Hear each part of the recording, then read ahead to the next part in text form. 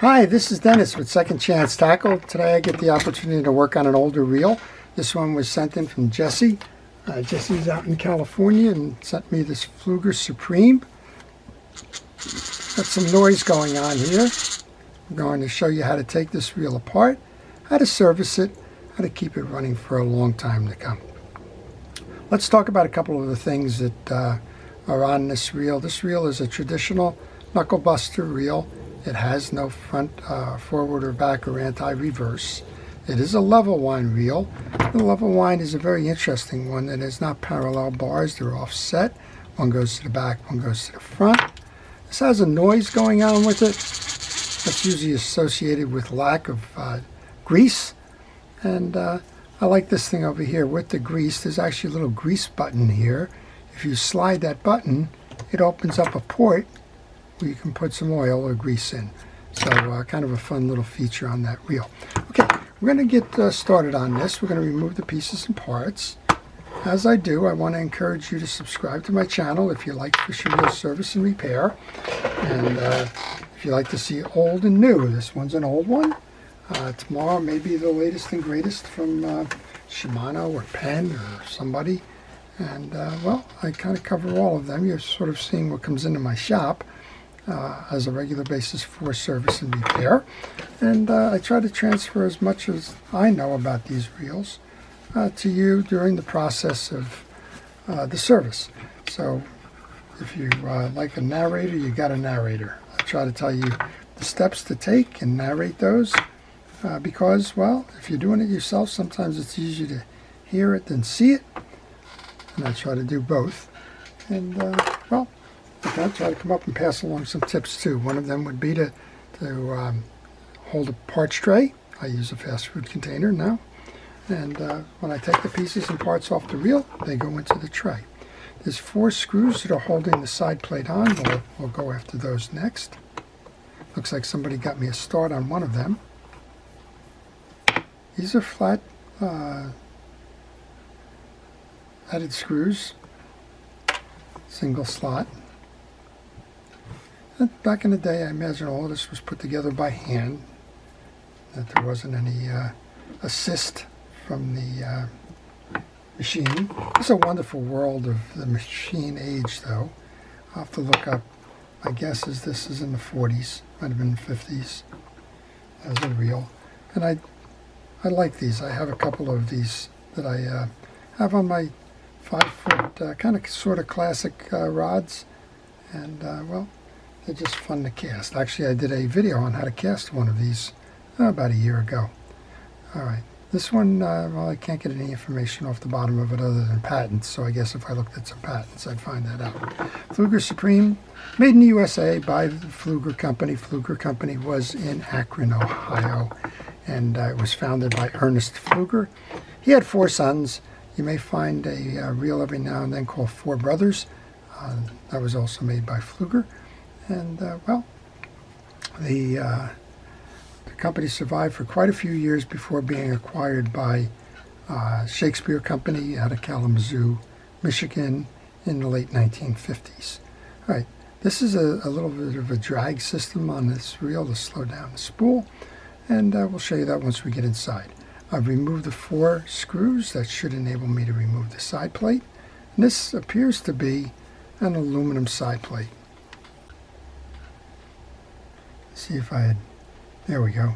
If I had slightly longer fingernails, I guess I could have got it that way. I'm just going to use a screwdriver here. It's a little bit of a wedge to help me along. When you're working on an old reel like this, don't go crazy in terms of trying to torque anything. If it's not working, just stop. Make sure that it's all kind of going the way it's supposed to go. And, well, this is not going the way it's supposed to go. Surprisingly, with all of that noise about the lack of grease. We've got grease, but it's so old in here that it's probably actually causing an issue with the reel rather than being a solution to the reel's problems. So let's do a good cleaning of that. I'm going to use a penetrating oil. I'm going to remove the gear that simply pulls off. I'm going to remove the gear that drives the line guide. I think I can do that. Maybe not. Nope, that's probably part of the worm assembly. So let's do the alternative. Let's get a paper towel out here so we can transfer the grease we're going to pick up and out of this. And this, quite honestly, looks like automobile grease. And quite honestly, it's been some time since this wheel has gotten any service to it, which is why all the grease is coagulated, and it's probably impairing the function of the reel. So I use the penetrating oil as a degreaser. I don't use it much as a lubricant. I do find that it degreases well, and that's what I use it for. Okay, it should be that can come off. Let's just kind of give a good grease on that, or spray on that. Let's do the same thing over here. We know we have a lot of grease on here. I'm going to use the side of a screwdriver as a scraper. Pull off the old on that side. The inside you can see, well, that's just pretty clean in there, thank goodness. We'll do the same thing here. I'm going to put the penetrating oil on this. And then I'm going to get a hard, stiff brush. This is one of those that comes in a variety pack. But if you don't have one and you have an old toothbrush you want to use, go ahead and do that. If you have a new toothbrush and you want to go use it, go do that. What I'm doing here is I'm scraping this down. I'm making sure that all of the teeth are in good condition, which they are. Once I do that, that's going to go into my parts tray. And I think what we'll do here is we'll remove this worm gear and go inside. How do you do that? You have to back off the pawl. The pawl is located in this cap. Much like modern day reels, there's a pawl cover and a cap, and then there's a pawl underneath it. As part of your normal service, you would get to the point here where you would want to get this pawl out anyway, because you need to inspect it. This one's being particularly stubborn. Seems to be that when they store in a video, they want to do as much as they can. Right now I'm just using a micro pliers to grab it. There's a hole on the inside of that. Grab that and pull that out, and yes, it's got the same amount of grease in this thing. So we'll do the same thing. Kind of get that soaked. And I should be able to pull the drive out now, because the pawl should have been the only thing stopping this. Oh, there you go. The gear drive just came off. How do you like that? Well, the worm gear itself is dry, but this is why we had to get that out of there. There's just a lot of old debris in here, and we want to make sure that all of it gets cleaned up. Again, another liberal spray of the penetrating oil. I'll put that pawl and that drive gear again back in the parts tray there. Looks like I need to do a little bit more scraping here.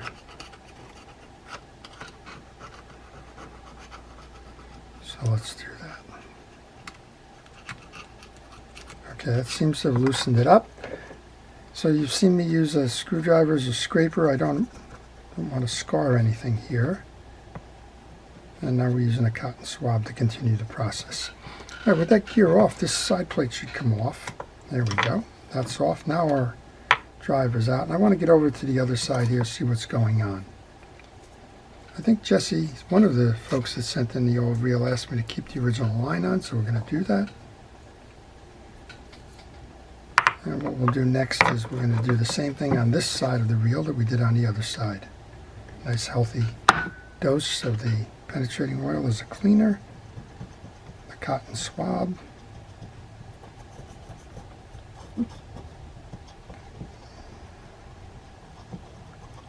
And what commonly is referred to as elbow grease.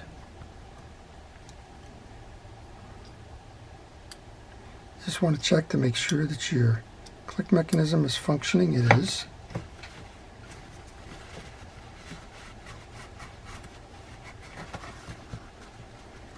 Okay, we're done with that. Got another piece here that still needs to be cleaned, all of the old grease that's on the inner case. So one more time.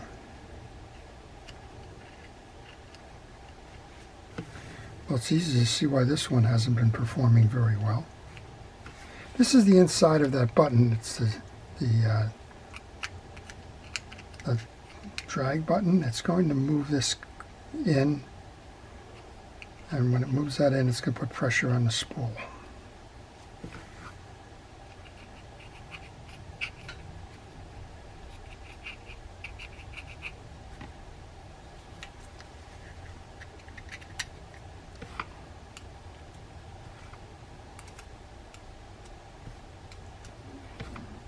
You can see that mechanism here.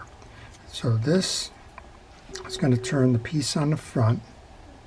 You pull it down or up this way, and you can see how this will go in and act as a brake right onto the arbor. That's what causes the tension or the drag on this particular reel. These reels were incredibly well engineered. You pack an awful lot in a very little amount of space, and for the technology of the time, it was fantastic. All right, let's just keep working on this, and while I do that, if you have any questions on this reel or any reel, just leave them in the comment section to this video. You don't have to go searching for whatever video I may have done it on. I may not have even done a video on one of them. You might have a question, did I ever do a video on your particular reel or what have you? So just leave those questions, and I do try to answer those in the morning following the posting of the videos. So if you're watching this one, it's 8 o'clock at night and you leave a comment, I'm not an all-night service and support line, but I do try to answer them in the morning. Okay, I think we're pretty clean there now. Probably wouldn't hurt to grab this one. It's got a little bit of that cleaner on it. All right, I think we're in pretty good condition here now. All right, so what have we done so far? We've done a lot of cleaning. This is another one we got to get. Scraped out a lot of the old greases. Inspected the parts. They all seem to be in good condition. And now, well, some simple lubrication and a reinstallation of this should go a long way to making this reel work the way it's intended to be. There's a little bit of corrosion on the reel foot here. I'm going to use some steel wool for that one. It's a little too much just to scrape off. We'll do the best we can without kind of compromising the reel itself. All right, next step then, we want to put a little bit of grease into the center hole where the spool is going to lodge. And on this side, a little bit of grease onto the spool shaft, keeping that line together. This is your pinion gear on this side. This one appears to be clean, so let's just put some fresh grease on that, and a little bit onto the spool side of that. And I can bring this in.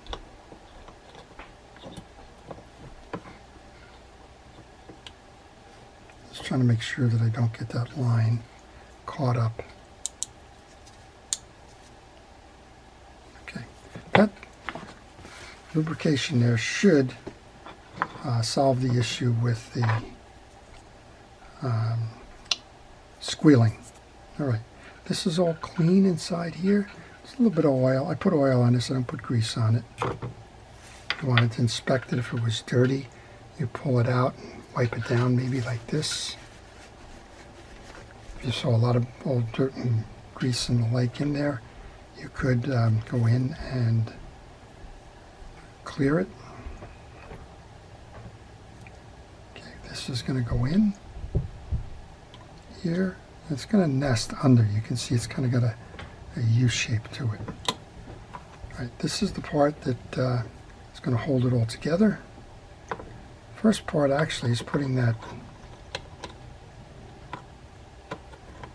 line guide through the hole here. Once we have that side plate case or inner side plate case on, let's take the gear that drives the line guide. Let's bring that on.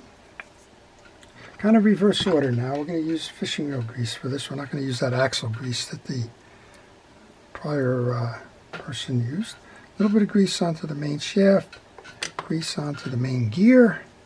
And this main gear is going to intersect with both the line guide and the spool. It drives them both. So make sure that you mesh those on both sides. Now and grab the case. This case does have that spring which is going to move the brake as we noted. Right now it says we're in the off position. Just a drop of oil on there should be fine to keep that thing turning. And this is a straight up assembly now. We just bring this in. Locate your side plate posts. And make sure that you close that case nice and tight. That sounded like it closed there. On the one side it did. Still picking up the old grease. Wow. That sounds right. Yep, nice tight seam. We had the 4 screws that we took off. Those go on next. And we've been letting that line guide pawl soak over there. It's dirty. But that'll be the next piece we put in. These are very tightly engineered from a tolerance perspective. There's no wide gaps or slop in the play of these reels at all. As I mentioned, I have a couple of these. I really enjoy fishing with them. I have them on some fiberglass rods, 5 foot long. And I also put one on a modern 8 foot rod. And well, you can still cast it very, very far with the existing technology. Again, you don't have a free spool on this. Everything's going to turn when you are fishing with this reel. All of those gears that you saw us put on, they're going to turn. So that will, to some extent, limit the casting distance, but you can still throw this one a long way. Okay, this is number 2. Here's 3. And then the other one in the reel seat is 4. If there's anything that I've seen that is broken on these reels, it's these 2 bars right here that hold the reel seat on. I see that. I also see broken line guides. I think that's more a case of not being serviced, and parts like the pawl that we just took out there just kind of getting frozen, and then somebody tries to crank through them, and well, that's nothing but a disaster. Okay, it's the last of that. Let's take that line guide pawl now, make sure that it's clean.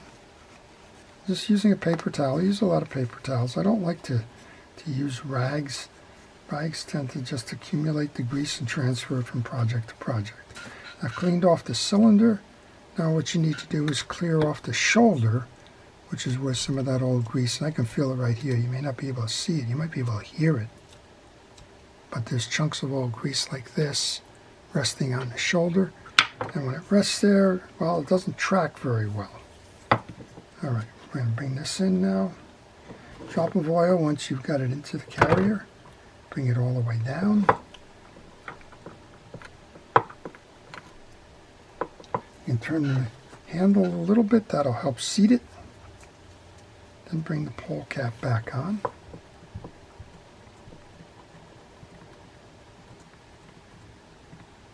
It's a rather unusual design here in that this rests under the bar. And you can put a little oil on that if you like.